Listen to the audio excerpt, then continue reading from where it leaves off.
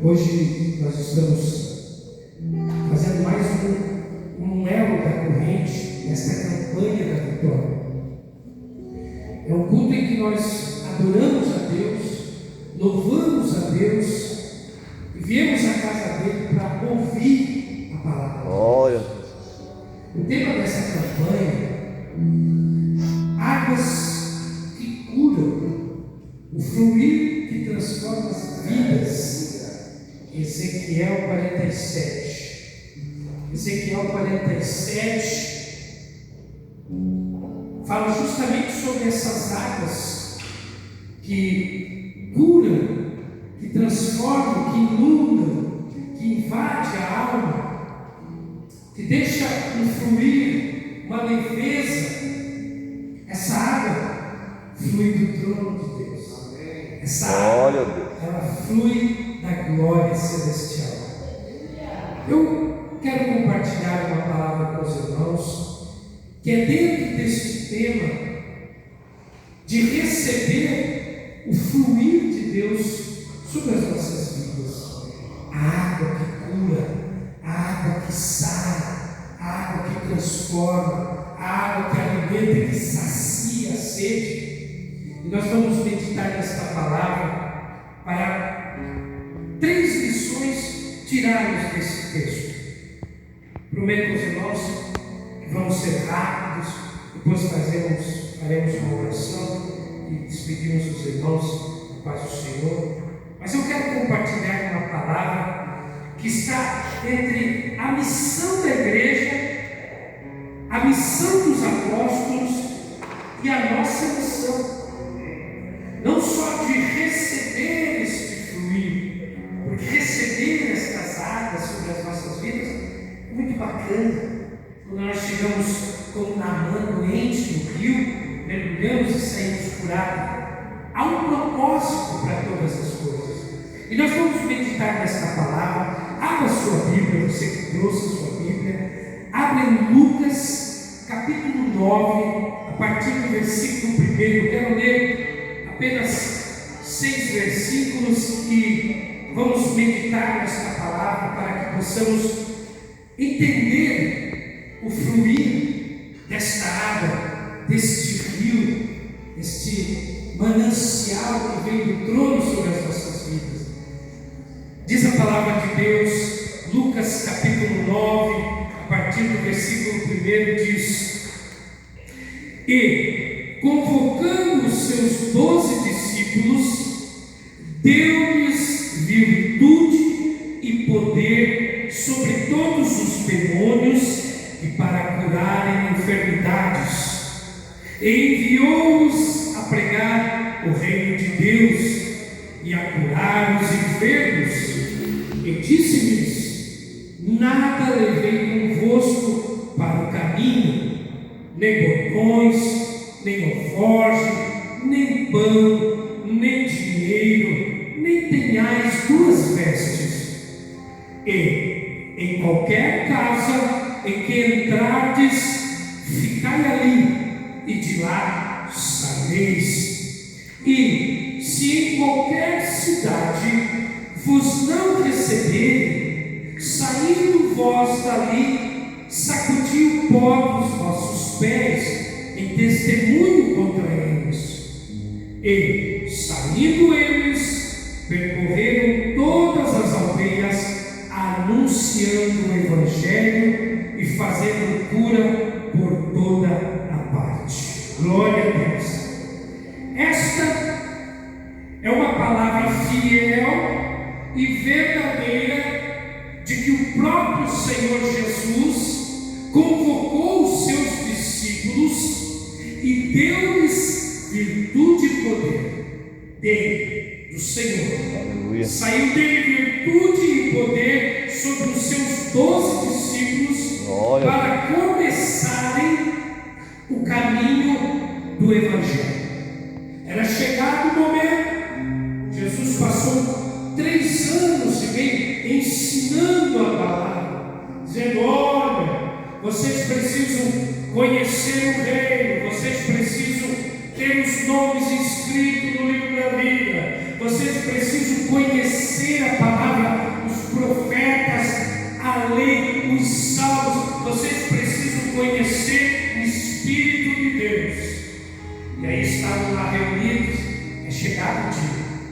E quando Jesus reúne o seu povo, Ele nunca despede o seu povo de mão vazia. Assim como fez hoje. Ele te trouxe aqui esta noite, não só para participar deste elo, para formar esta corrente de vitória que você está fazendo. Não, Ele te trouxe aqui para abençoar muito mais a sua vida, para você testemunho vivo da sua promessa, pela sua palavra na sua vida. Aleluia!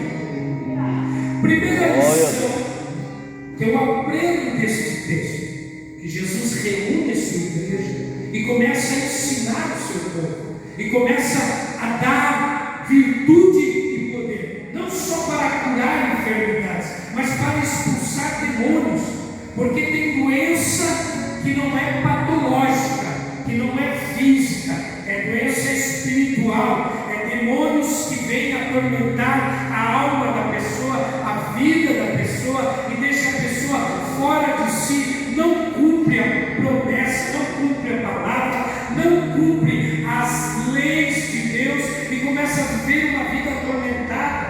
E os apóstolos receberam poder de Deus para expulsar demônios.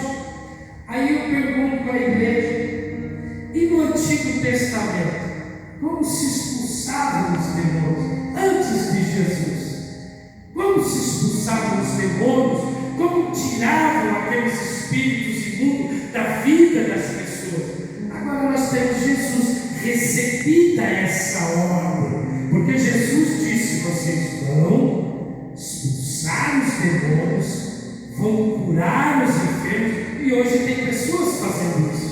Hoje tem pessoas sendo curadas pelo nome de Jesus, tem pessoas sendo libertas pelo nome de Jesus, e é pelo poder da sua palavra. Quando Ele disse aos seus discípulos: vão, não levem nada pelo caminho, roupa, comida, alforje, espada, ainda não é a hora. Vocês só vão e anunciam o reino de Deus. Como João Batista fazia, ele começou a preparar o caminho desse reino, anunciando: arrependei-vos, porque é chegado o reino de Deus.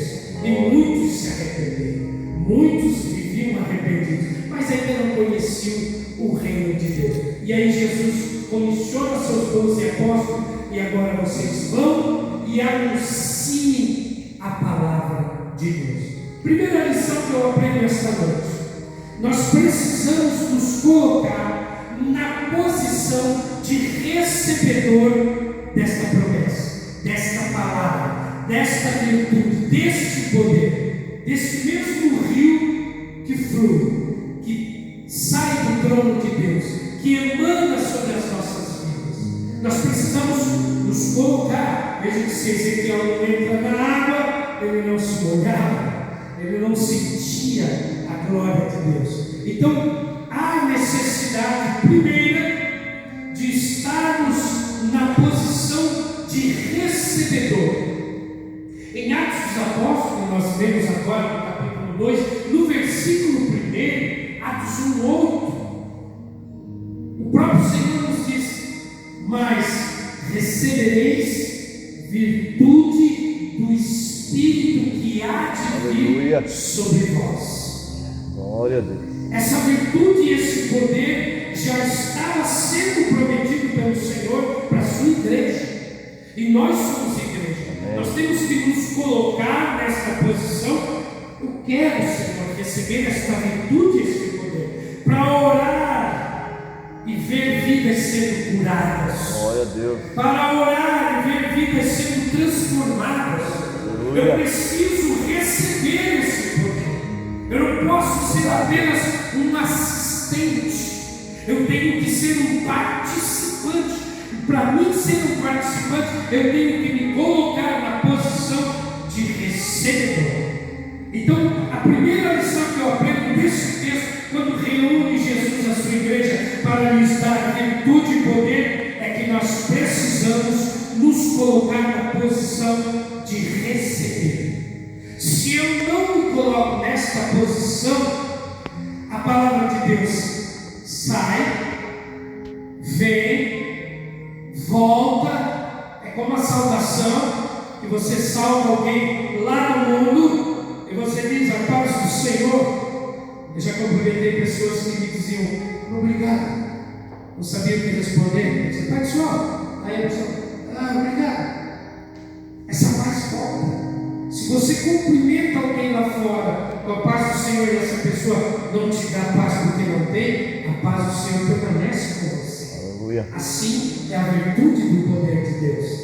Deus lhe dá poder pelo seu Espírito para a sua vida, e você precisa se colocar como: eu quero. É um sentimento do coração, é um desejo, brota na mente, na alma, no coração, e você leva o seu corpo. O corpo é a última parte de você que vai receber a virtude e o poder, porque quem vai orar e expulsar demônio vai ser você. Quem vai colocar as mãos sobre os enfermos é você. Só que o poder e a virtude vem do Espírito de Deus, da promessa que foi dada pelo Senhor Jesus para as nossas vidas. Aleluia!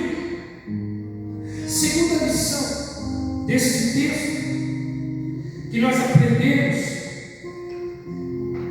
a obediência e o serviço faz parte do cumprimento da missão. Eu não posso só receber a palavra de Deus, ter virtude e poder pelo Espírito para orar pelas pessoas, mas não fazer. Eu preciso cumprir esta missão para que o Espírito de Deus, no exercício da atividade, se manifeste sobre a minha vida. Eu só vou expulsar demônio quando eu começar a orar para me endemoniar. Eu não vou expulsar demônio porque eu acho que eu consigo pelo poder da palavra. Eu tenho que fazer. Se eu quero vitória, eu tenho que colocar o joelho no chão. Eu não posso vir na igreja e pedir oração. Eu tenho que orar, porque a oração do justo pode muito no seu efeito. É ele que vai orar pela sua vida, vai receber a bênção de Deus sobre a vida dele, para que a bênção de Deus na vida dele venha sobre a sua. Mas se eu quero que o poder de Deus venha sobre a minha vida, eu também preciso cumprir a promessa de Jesus, a palavra de Jesus, aquilo que ele determinou para a minha vida. Então, o servir, o cumprimento desta palavra é um exercício da atividade. Eu preciso colocar em prática aquilo que a palavra promete a mim. Eu não posso ficar só na expectativa que a misericórdia de Deus vai me alcançar, que o poder de Deus vai me alcançar. Não. Eu preciso entender que eu preciso servir ao Senhor com alegria. Como o Salmo 100, versículo 2 diz: celebrai com júbilo, faça com alegria. Celebrai com júbilo ao Senhor, faça com alegria para Deus. Aleluia. Todos os moradores da terra, servir ao Senhor, cumpra a promessa da palavra dele na sua vida com alegria. Salmo 100, versículo 2: celebrai com júbilo ao Senhor. Nós precisamos entender o que a palavra nos pede e o que a palavra nos promete. Terceira lição e última, para nós podermos orar e pedir a bênção de Deus sobre as nossas vidas. Nesta quinta-feira, hoje é o dia que Deus prepara para estarmos aqui na sua casa, aprendendo a sua palavra. A promessa de Deus é fiel e verdadeira. Jesus não reuniu os seus 12 discípulos para dizer: vamos, olha, se o demônio sair, saiu. Se a pessoa for abençoada, amém. Se não for, não. Jesus deu a promessa da sua palavra com autoridade. E essa autoridade está sobre a nossa vida. E nós precisamos entender que nós temos que ser cumpridor, recebedor, cumpridor desta promessa, para que o Espírito de Deus se manifeste nas nossas vidas. Glória a Deus. Ele não vai se manifestar se eu não fizer.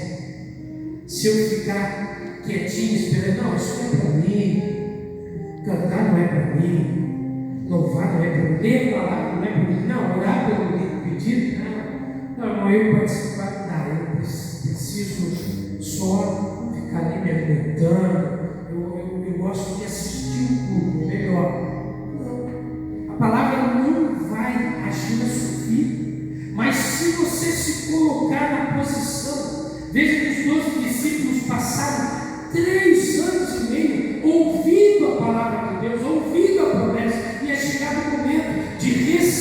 vê o poder do Espírito sobre a vida deles, Jesus sobe sobre as suas vidas e agora vamos.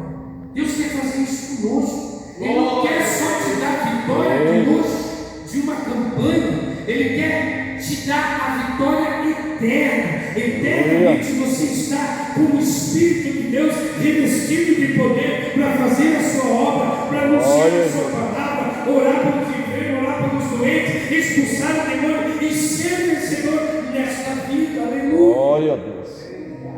Terceira e última lição é obedecer. Se eu não obedecer, não vai adiantar eu vir para a igreja e pedir perdão. Certa feita me questionaram quando eu disse que não é isso que Deus quer. O que Deus quer não é que a gente venha toda hora pedir perdão. Ele quer que a gente se transforme, né? Se transforme contra o pecado, seja revestido de poder contra o pecado. Ah, mas nós somos falhos, somos fracos, somos pecadores. Sim, mas nós podemos ter uma vida transformada. Que aqueles pecados que a sociedade vive, que o mundo vive, esse não faz mais parte da nossa vida. Os nossos pecados não podem ser esses. Mas para mim, viver uma vida de santificação, uma vida de poder e glória no Espírito de Deus, eu preciso obedecer a sua palavra. Veja que Jesus disse: nada levais.